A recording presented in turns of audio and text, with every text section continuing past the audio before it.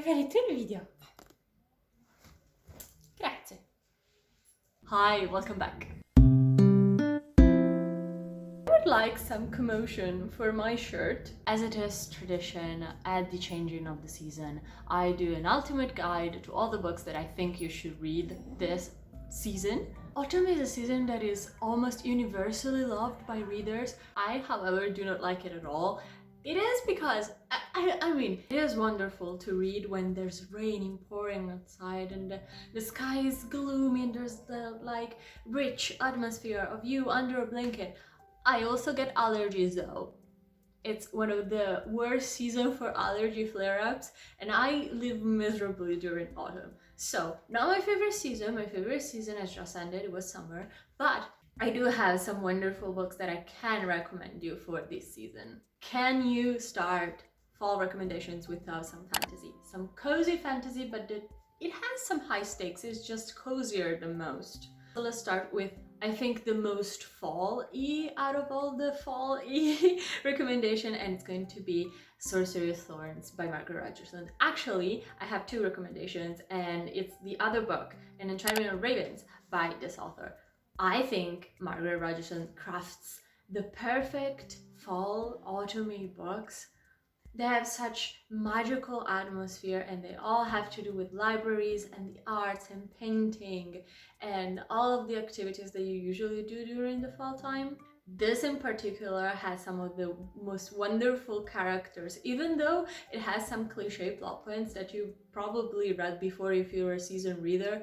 This was such a delightful little book, and Enchantment of Ravens, which I enjoyed less, but just because the romance was a little bit more cliche. It was, however, the most wonderful House Moving Castle inspired atmosphere that I've ever read. It was so wonderful, and it was short, and I really liked it. If you prefer wizards, Sorcerer of Thorns. If you prefer fays, you would love An Enchantment of Ravens. If you still want something magical, but something like turn of the century and Gilded Age and also queer, I would love to recommend you this series that starts with A Marvelous Light by Freya Maschke. This author crafted a magical system that is so fun. It starts with like the children's play with the string that you would like craft with your 4 fingers and a string, and she transformed it into a means to do magic.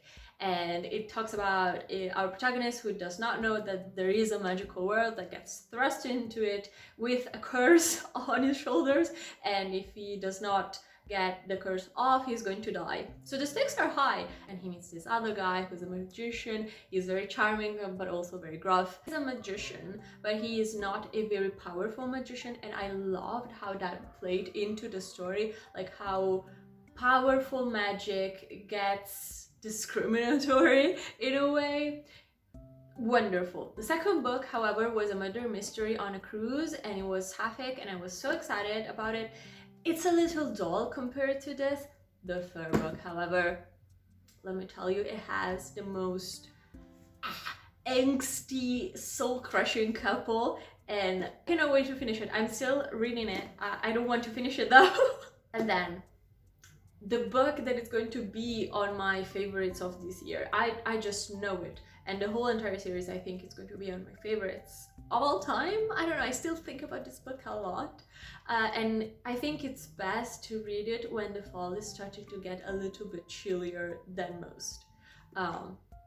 It's obviously Emily White's Encyclopedia of Fairies. This book reminded me so much of House Moving Castle. Not because of particularly like the atmosphere or the magic. This book revolves around like folkloristic fays, so the fays that are evil and cunning. But most like Emily Wilde, if you've seen House Moving Castle, the movie, she is a red-headed Howl, and Wendell, the other professor, is blonde Howl, and they have to write a paper on fairies together in this little town surrounded by snow and falling leaves. When I say this is 5 stars, this is 6 stars. This is wonderful book. I was waiting for a book to like transport me into another world, and it's quiet, it's a little bit slower, it's written in the form of Emily White's diary, so she can like do research, and there's also like that pinch of wonderful romance. If I can recommend you a book that it's really autumny,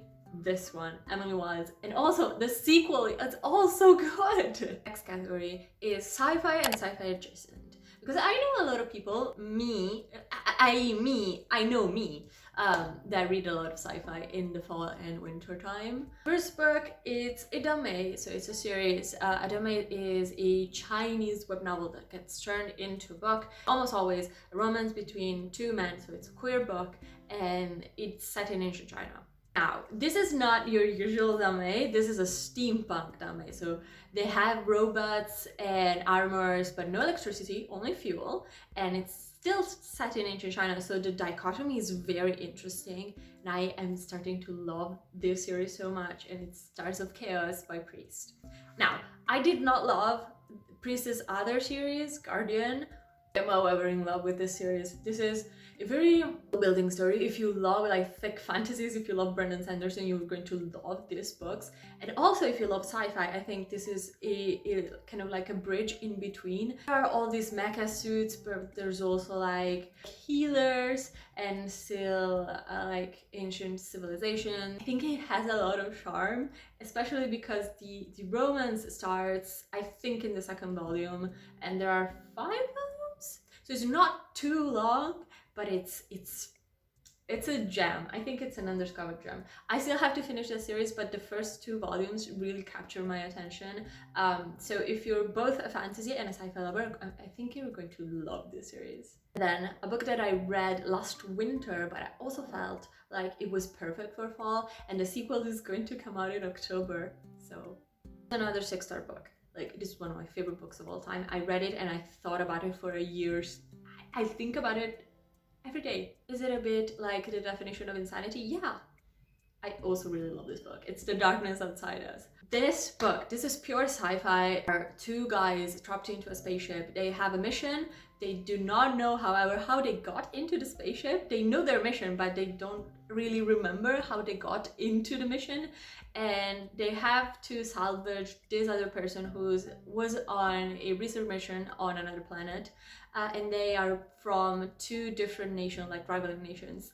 And they have to get to their objective. They kind of fucking hate each other for like moral reason and like cultural reasons. There's also the AI of the ship that it's working against them, and they don't know why. When I tell you, I cried till my heart burst. It was sad, but it was also like hopeful and a wonderful depiction of what humanity could look like if we went to the stars. There's also the romance. Okay, there's also a queer romance, but it was just like the bond between 2 people, so genuine, so lovely. And it's a sort of it has been marketed as a rom-com, and I don't know who didn't read this book, because this is not a rom-com, this is like high-stakes survivalism in space, but it's so good. Even if you're not a really big fan of sci-fi, the bond and psychological like repercussions of what happens to these people, it's so incredibly interesting. I would recommend this to everybody, and the sequel is going to come out! Now for horror. Now, I don't read a lot of horror books, but some of them are very good. First one, I'm going to show you the wonderful Italian edition because it got translated and I'm so happy about it. This is Hell Follow With Us. This is the Italian edition. Look how beautiful it is. This is still between, there's a lot of body horror, so I would categorize it as horror but sci-fi. The protagonist Benji escapes from a fundamentalist cult that transformed him into a bioweapon to bring forth the Armageddon. I mean, and he's slowly becoming what they call an angel, but it's just like a bioweapon, and it's him escaping like the religious guilt and finding himself again, and also like, oh my god, there's somebody out there that wants me not only dead but for me to bring forth the Armageddon. He meets another boy that wants to not only befriend him but bring him into his commune and help him, and it's about them both finding what is the meaning of life in like a post-apocalyptic kind of world, and with this cult that wants the world to end for some reason. It's incredibly good, and it's written by a queer person who really poured all of their love for their characters into this book. I would recommend it to both fan of horror, sci-fi, but also like kind of thriller story, because it's very, very high stakes, very, very fast. Another book that it got translated into Italian. Italian translation looks very wonderful. I read it in English. It's Mayfly. Now, Mayfly has been described as an American Psycho if Patrick Bateman was a woman, and it's kind of like that, but the fact that she is a woman really plays a role into the book. Like, it's not just that she's insane for a reason, and the reason is patriarchy. Yay! If you love like psychological torture, I would really, really recommend this book. This is more a traditional horror book because she kills a lot of people. So like really charming to be into her mind and seeing all the like fucked up stuff that she thinks, and you're like, oh wow, but she's so legitimate though. But then if you want something more like dark academia, because I know we do love our dark academia, but I've already recommended it all that I've read. If I'm going to say The Secret History once more, I'm going to like combust. I've got like 4 copies of The Secret History right there. If you want a dark academia that is more like psychological, also queer, also like fucked up relationship, friendship that turns into something even more fucked up, I would really, really recommend These Violence Delight. Now, I know that there's a book by Chloe Gong that has the same title. Not the book by Chloe Gong. This is by Mika Nemerer. Mika Nemerer. Yeah. It has the same title, These Violent Delights, and I've already said what it is about. So they are in Pittsburgh in the early 70s, and the protagonist, Paul, is kind of like sensitive and insecure, and he's a little bit shy, and he meets Julian. And they are very like intellectually stimulating each other in ways that nobody else does. So they're really, really attracted to each other, and then the relationship spirals. I love books like this, and it's a little bit dark academia because they talk about like the subject matters that they're studying, what interests them, and I think it was the part of The Sacred History that was the most fascinating, and this is even more like psychologically fucked up. If you've already read this, I have another even queerer, even more peculiar pick for this category, and it's going to be Idlewild. Now, Idlewild is about theater, it's about a fucked up relationship between a lesbian and a trans man who does not know that he is a trans man yet because they're still in high school, in this like kind of Steinerian school, like one of those schools where you don't have grades until you arrive at the end of the year and you realize, oh yeah, I did have grades, they just did not tell them to me. It's written like a thriller, and then you realize that it's just like the bond between these two people, and they get obsessed with these other 2 boys, and they write fanfiction about them, like real people fanfiction about them, and it's kind of a little bit fucked up, but it's also like how growing up queer in an environment that does not want you is incredibly tough. There's also 9/11. Yeah, there's a lot in this book. I, however, find it so fascinating. I loved it. As a non-binary queer person, I found myself so much in this book. If you love fanfiction, if you've grown up in the early 2000s, if you're a queer person that just like does not get their gender at all, this book is going to, I think, blow your mind. And then I hear you. But Alice, I don't really feel like reading a book. I'm in a reading slump. I want something with pictures. I have the perfect pick for you. I have a manga that has recently been reprinted, and it also has an anime adaptation with 3 seasons. The most wonderful, slow and steady and quiet and wonderful seasons, but the manga is also wonderful. I'm going to recommend to you Aria the Masterpiece. This is the reprinted version. Look at it.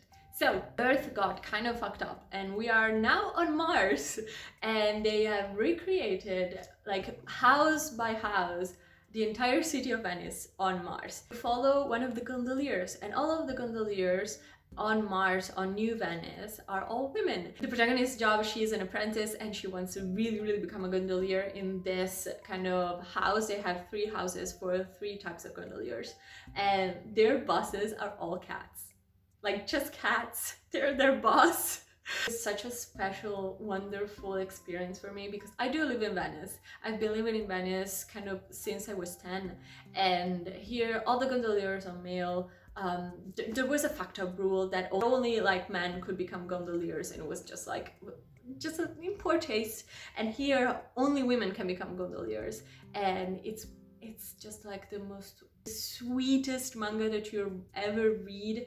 And if you want to listen to the soundtrack for the anime while reading manga, it's wonderful. It's so good. The moment that you've all been waiting for, like the book that you should read this fall, the only one. If you have to read a book from this video recommendation, it's going to be this one. It's my favorite book of all time and the most autumn-y book of them all. This is The Grey House, or in Italian, La Casa del Tempo Sospeso by Marion Petrosian. This is actually 3 books in one, but you do not feel the separation between the 3 books. If you buy The Grey House, it's going to be like all 3 books. And she took 10 years to write this book, and it shows because the craft is wonderful. So this is about, inspired by true events, a kind of like boarding school house in which parents dump their disabled kids, and they're disabled in various ways.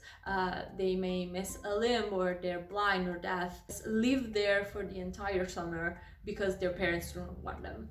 And when they enter the house, something happens. I do not know if it's their imagination, the imagination of the kids, or if it's just like something magical is happening, and they form gangs and they go to war and they fall in love. The house is so much bigger on the inside than on the outside, and it's just like the weirdest book of all, but it's my favorite book of all time. I reread it so many times, and I'm going to reread it this fall after I think 7 or 8 years.